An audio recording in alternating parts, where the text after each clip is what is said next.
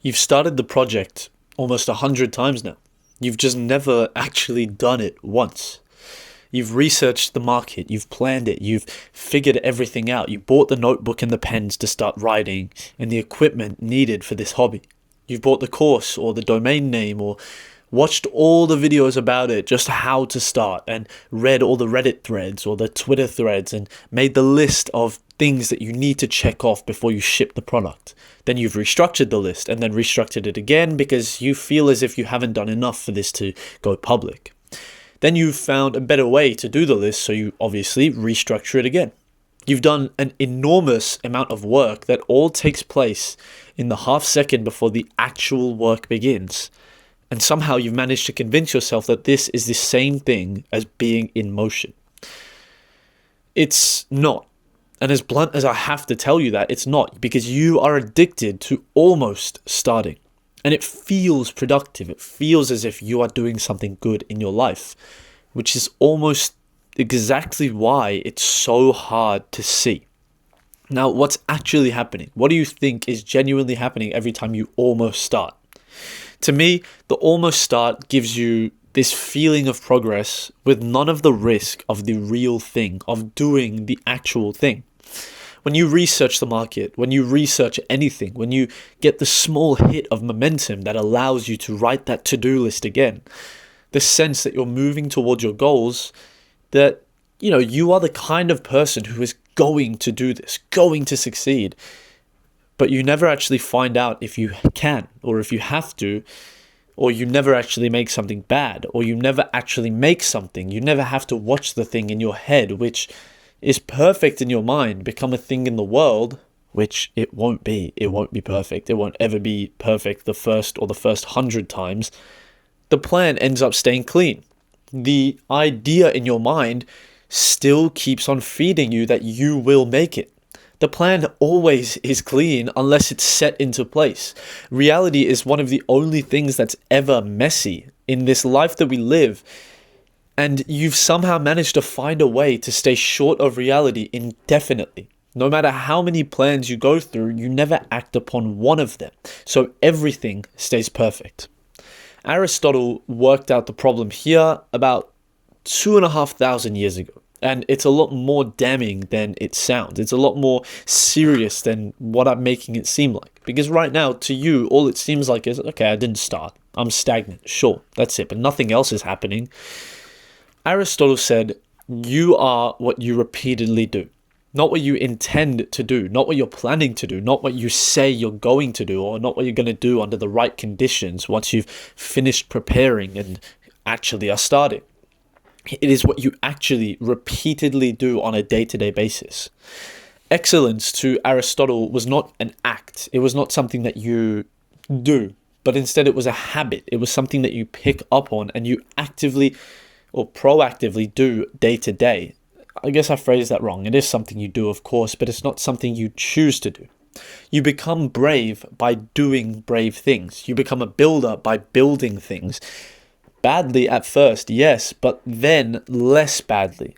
You thought I was going to say then good. No, it just gets less and less bad until eventually it somehow gets mediocre. And then it gets less and less mediocre until somehow it becomes good. But then sometimes it may fall back down to bad, and that is the process. And there is no version of yourself, or there is no version of existence where you think your way into being the thing. There is no version of anyone on the planet who has ever got anywhere without actually doing. You do the thing poorly until the doing the thing changes you. Which means the planner is building an entire self out of nothing, out of no genuine action. Every single hour spent almost starting is an hour of practicing the almost starting. You are getting so extraordinarily good at the run-up, and you never take the leap. You've never once taken the jump into the sandpit. All you're doing is practicing running up to the starting line. And the person that made you who you are over the years is not the person about to do great things. Instead, it's the person who researches how to do great things. It's the person who studies how to do great things, takes notes on how to do great things. And that is the identity that you are actually actively training. The competence you're accruing throughout your entire life is the competence of preparation. And preparation past one certain point, past a lot of certain points, but a lot of people choose to ignore those certain points, is just fear with a to-do list. Fear with an avoidance. It's fear with good PR. Because what's underneath all of it? And what is worth being honest about? Genuinely, think about that for just a moment. What is underneath the entire thought process of almost starting? Because you're not preparing. The thing itself requires a lot less preparation, or I guess thought put into it, than you've actually given it. It doesn't require all of what you've put into it, and I think that you yourself are avoiding starting, and you yourself are continuing to prepare, because as long as you're preparing, you cannot fail at the task. The unstarted thing, the unstarted project is still perfect in your mind. It still has the chance to be everything that you imagine it to be. You cannot fail if you do not start. However, the moment that you actually begin, the moment the plan starts setting into place, that infinite potential collapses into one specific, flawed, finite attempt. And it might not be good. And it's pretty likely not to be good. And it might reveal to yourself that you're not as capable as you thought you were, as the fantasy required you to be. Soren Kierkegaard himself called anxiety the dizziness of freedom, the vertigo that you feel standing in front of pure possibility. And the planner has found a very simple way to stand in that doorway forever, dizzy yet safe, never stepping through, because on the other side there is reality. On this side is the threshold. Everything is still possible, and nothing is to be real yet. Yet on the other side is everything you fear. The cruel part is that possibility feels better than reality almost every single time. And that is undoubtedly true. The imagined book is a million times better than the book that you are going to write. The imagined business, the imagined body, the imagined version of your life that you wish you could live, all of it is cleaner and more complete than anything you could actually perform or build. Because imagination has no friction, and reality is nothing but friction. So the longer you continue to stay in the almost starting, in the preparation stage, the more that gap grows between the perfect unstarted thing and the messy real thing that you will actually have to make and fail at and make again and fail at again and make again and fail at again. And I could keep saying that because it's true. You will fail 100 times before you succeed once. And there is nothing wrong with that. Starting will feel like a downgrade. And the more you prepare, the more and more it will feel like that downgrade. It will feel like you're trading a masterpiece for a mess. Because in your mind, I bet you right now, even with no drawing skills, you could imagine a revolutionary piece of art. But the second you try to put that on paper, it's going to look like shit. Especially if you have no skills. If I cover that chicken's face right now, you could probably imagine what he looks like pretty well. But you could not draw that on a piece of paper because your mind cannot translate to reality as well as you hope it would. But that is the whole point. The more and more you try, the better and better you get at understanding that mind palace. And the better and better you get at putting what is in your mind on that paper. So understand what the planning itself is actually costing you. Because it's not neutral. It's not as if you're leaving your car in park and allowing it to warm up. It's as if you're redlining the car just in first gear with the handbrake still up. It's as if you're not allowing it to start driving.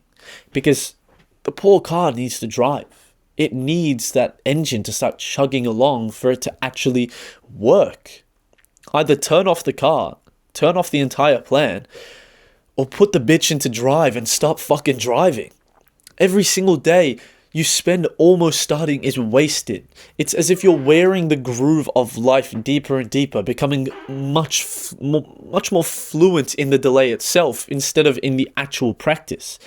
Again, you are not idling, but instead you are actively practicing the wrong thing. And the thing itself, the real thing that only ever gets built one way, is going to be bad. It's going to be bad at first, and at second, and again at third, and at 50, and at 100, and maybe even at a fucking 1,000. But you make the ugly first.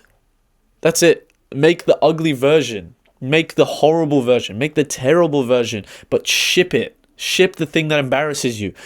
Instead of letting the perfect one in your head die, ship the ugly thing before it dies. Keep it alive. Keep the passion alive in your mind, no matter how ugly it comes out. Because if you don't, the candle will eventually come to falter. The real one has to exist. It is undeniable. The two cannot occupy the same space, and one of them will eventually take over the other one. And it's the one that you put a lot more time into. The one which isn't real is going to take over the real version. And you're not going to start at some point. And the funny thing is, this entire video, you've known exactly what that thing was in your mind. You've been almost starting it for so long now that it immediately popped up into your mind, and you know exactly what it is. You don't even need to sit and think about this. So today's actionable step is not to sit and journal like a fucking jerk off, but instead it's to stop preparing to be the person who does it. It's to stop preparing for the project to ship and instead just do it today. I don't care how badly it comes out.